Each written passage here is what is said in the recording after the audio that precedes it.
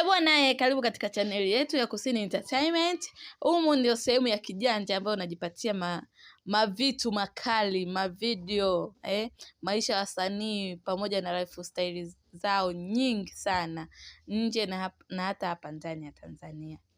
Kama ilivyokuwa story kubwa ambayo ina trend hapa Tanzania kwa wakati huu ni Harmonize pamoja na mpenzi wake Kajala, tukio ambalo wanavalishana pete. Jamani, kama mnavyoona ukumbi ulipambwa, watu walialikika na walioalikwa walipendeza, na wenyewe wenye jambo lao pia walipendeza. Yani Kajala tu abaki tu na huyo Harmonize, maana sio kwa upendo huu. Watu waliokuja wameshuhudia, watu wameona vitu vilivyofanyika, watu walikunywa, Aisa Harmonize anampenda sana Kajala, maana alijipanga sana. Mnamuona kwanza Paula anafurahia penzi la babake na mama yake.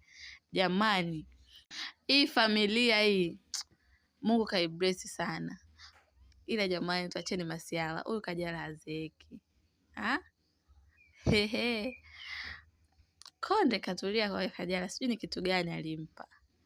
Oneni kwanza mahaba yalivyotaradadi, walivyochangamka.